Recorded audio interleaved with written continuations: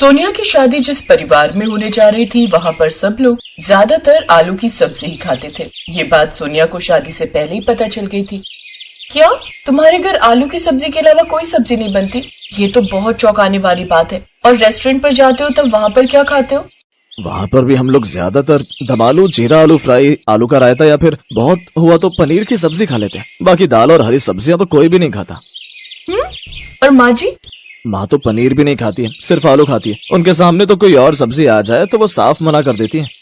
अच्छा, पर मुझे तो हरी सब्जियां, दाल, राजमा, छोले इस तरह की चीज बहुत पसंद है। अच्छा, चावल तो खाते होंगे ना? नहीं, चावल भी कोई नहीं खाता, सिर्फ आलू की सब्जी और चपाती और कुछ नहीं। राहुल की बातें सुनकर सोनिया परेशान हो गई। अब सोनिया राहुल से प्यार करती थी, इसलिए वो उसे छोड़ भी नहीं सकती थी। सोनिया ने शादी के लिए हाँ कह दी।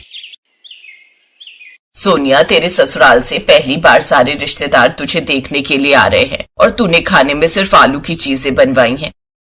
मम्मी, राहुल की फैमिली में आलू के सिवा कोई चीज नहीं खाई जाती। सोनिया, ये तो बहुत अजीब बात है। तुम्हारे ससुराल में आलू की सब्जी के अलावा कोई और सब्जी नहीं बनती है। हमारे घर तो टिंडे, तोरी, लौकी, करेला, भिंडी, न जाने क्या क्या तुम्हारी माँ बनाती रहती है। और तुम्हें तो हरी सब्जियां, दालें बहुत पसंद है। पता नहीं तूने कैसा लड़का ढूंढा है सोनिया, जिसकी फैमिली में कोई कुछ खाता ही नहीं है। कैसे रहेगी तू वहाँ? तभी सोनिया के सास ससुर, जेठ जेठानी वगैरह सब आ जाते हैं। अरे वाह, हमारी होने वाली बहू को पता था कि हम खाली आलू की सब्जी खाते हैं। माँ जी, राहुल ने बताया होगा ना, सोनिया, दम आलू बहुत स्वाद बने। खाना बहुत स्वाद बना है बेटा, बिल्कुल हमारी पसंद का खाना है जैसा हम खाते हैं। बस अब जल्दी से तुम हमारे घर में बहू बनकर आ जाओ, फिर ऐसी ही बढ़िया बढ़िया आलू की सब्जी बनाकर खिलाना। सोनिया ने इशारों में सिर तो हिला दिया, पर वो परेशान हो रही थी कि सब कैसे मैनेज करेगी। जब शादी तय हो गई तो सोनिया की बुआ शादी से कुछ दिन पहले आ गई। सोनिया अपनी बुआ के बहुत करीब थी और उसकी बुआ भी सोनिया से बहुत लगाव रखती थी। सोनिया की बुआ बहुत समझदार भी थी। उन्होंने देखा शादी तय होने के बाद भी सोनिया थोड़ी सी उदास है, तो उन्होंने उससे उदासी का कारण पूछा। तो सोनिया ने उन्हें सारी बात बताई। अच्छा, तो ये बात है, तू फिक्र मत कर, मैं कोई ना कोई तरीका निकाल ही लूंगी तेरे ससुराल वालों को सब कुछ खिलाने का। तू सारी टेंशन अपनी बुआ पर डाल दे, तेरी बुआ कोई ना कोई रास्ता ढूंढ ही लेगी। मुझे बस सोचने दे थोड़ा। काफी देर सोचने के बाद बुआ को एक आइडिया आया। मिल गया आइडिया। क्या बुआ, क्या आइडिया मिला? जल्दी बताओ ना बुआ। देख, मेरी बात ध्यान से सुन। आप सब भी यही सोच रहे हैं ना कि आखिर सोनिया की बुआ ने उसे क्या सलाह दी होगी, क्या तरकीब सुझाई होगी। चलिए हम आपको बताते हैं आगे की कहानी में। अब सोनिया बेफिक्र थी। धूमधाम से उसकी शादी होती है। शादी के बाद सोनिया अपने ससुराल पहुंचती है। अगले दिन सोनिया की पहली रसोई थी। सोनिया की सास ने उसे आलू का हलवा बनाने के लिए कहा था।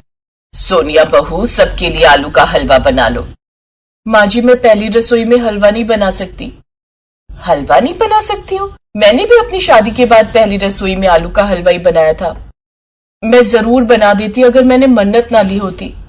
मन्नत? तुमने कौन सी मन्नत ली हुई है जिसमें तुम शादी के बाद पहली बार हलवा नहीं बना सकती? हाँ बहू, बताओ कौन सी मन्नत ली हुई है। माँ जी, वो शादी से पहले हमारे एक बहुत पहुंचे हुए पंडित जी हैं। उन्होंने मुझे कहा था कि मैं अपनी शादीशुदा जिंदगी अगर सुख शांति से बिताना चाहती हूँ तो मुझे एक प्रण लेना होगा। अब राहुल से मैं बहुत प्यार करती थी, मुझे उन्हीं से शादी करनी थी, इसलिए मैंने पंडित जी के कहने पर एक प्रण लिया था कि शादी के बाद 1 महीने तक मेरे ससुराल में सिर्फ आलू का अचार ही बनेगा और मेरे सारे ससुराल वाले सिर्फ आलू के अचार के साथ ही रोटी खाएंगे, इसके अलावा कुछ नहीं बनेगा। माँ जी, बस 1 महीने की तो बात है, आप सब मेरे लिए 1 महीने तक सिर्फ आलू का अचार खाकर नहीं रह सकते क्या? तुम्हें पहले हमसे पूछना चाहिए था ना, तुमने ऐसा प्रण क्यों लिया? तभी राहुल भी आ जाता है। भाभी, मैंने सोनिया को मना किया है कि इस बारे में वो किसी को ना बताए, क्योंकि आप सब शादी से पहले ये बात नहीं मानते और हम दोनों की शादी रह जाती। अब आप सब सोनिया की तरह थोड़ी हो। सोनिया ने तो हमारी हर बात को माना है। हमारे यहाँ सिर्फ आलू की सब्जी बनती है और कुछ नहीं। सोनिया फिर भी मेरे से शादी के लिए मान गई। ये बात तो है, सोनिया ने हमारी बात को माना, अब हमें उसकी बात माननी चाहिए। अब अगले 1 महीने तक घर में सिर्फ आलू का अचार बनेगा, हम सब उसी के साथ रोटी खाया करेंगे। बहू, तुमने जो प्रण किया है उसे पूरा करने में हम सब तुम्हारा साथ देंगे। पर माँ जी। परवर कुछ नहीं बहू, तुम बड़ी समझदार हो। सोनिया ने जो मन्नत ली है उसे पूरा करने में उसका साथ दो। ये इस परिवार की सुख शांति के लिए हो रहा है। सोनिया बहू, तुम आलू का अचार बना लो, हम उसी के साथ आज रोटी खाएंगे। सोनिया की तरकीब काम कर गई। उसकी बुआ ने जैसा सिखाया था उसने वैसा ही किया। सोनिया ने सबके लिए आलू का अचार बनाया और साथ में पराठे। पहला दिन था, सबको आलू के अचार के साथ पराठे बहुत अच्छे लगे। मजा आ गया बहू, बहुत स्वाद आलू का अचार बनाया है तुमने। वैसे कुछ भी कहो बहू, अगर चाहती है हम 1 महीने तक आलू का अचार खाएं तो कहीं ना कहीं हमारे लिए सही भी है, क्योंकि हम सब तो वैसे भी आलू ही खाते हैं, तो आराम से 1 महीना आलू का अचार खाकर रह सकते हैं। यही मैं बड़ी बहू को समझा रही थी। अब दोपहर में फिर से जब खाना बना तो वही आलू का अचार और रोटी। सबने सोनिया की तरफ देखा और चुपचाप आलू का अचार और रोटी खा ली। रात में फिर से वही था। अगले दिन जेठानी उठी तो सोनिया रसोई में आलू का अचार बना रही थी। सोनिया, आलू के पराठे तो बन सकते होंगे ना, या फिर थोड़ा सा आलू का रायता बना ले। नहीं भाभी, ये सब नहीं बन सकता, सिर्फ आलू का अचार बन सकता है, आलू की कोई और चीज नहीं। सॉरी भाभी, अगर आप कहो तो मैं प्रण तोड़ देती हूँ। तभी सोनिया की सास आ गई। कैसी बातें कर रही हो सोनिया बहू, तुम अपना प्रण क्यों तोड़ोगी? बड़ी बहू, मैंने कहा था कि 1 महीने तक रुक जाओ। सोनिया अगर आलू के अचार के साथ रोटी दे रही है तो उसमें हर्ज ही क्या है? सोनिया की जेठानी मुंह बनाती हुई चली गई। शाम को जब राहुल ऑफिस से आया तब सोनिया ने उसे थैंक यू बोला। थैंक यू राहुल, अगर आप ना होते तो ये सब कभी ना होता, आप हो तो मैं ये सब कर पा रही हूँ।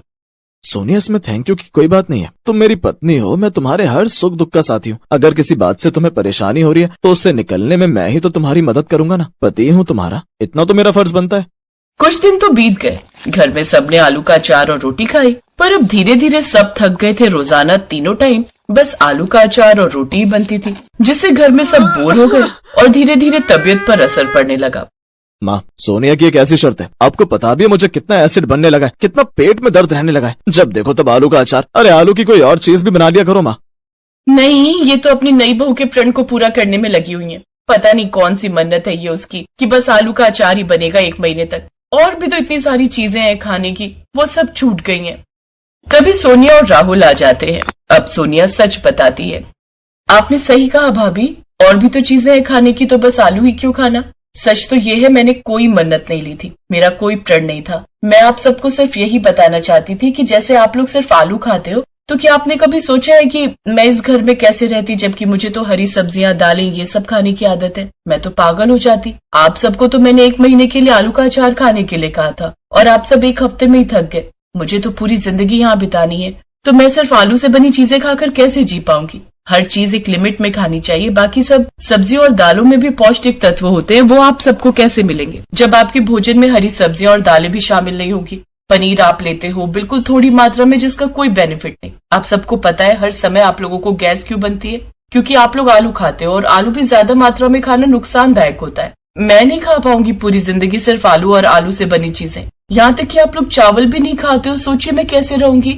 सोनिया की बात सबको समझ आ गई। सबको अपनी गलती का एहसास था। उस दिन के बाद घर में सब कुछ बनना शुरू हो गया। हरी सब्जी, पनीर, दालें, छोले, राजमा, सब कुछ बनता था। सोनिया अपनी बुआ को थैंक यू बोलती है, क्योंकि उन्होंने ही तो ये आइडिया दिया था, जिसकी वजह से सोनिया की सबसे बड़ी परेशानी दूर हो गई।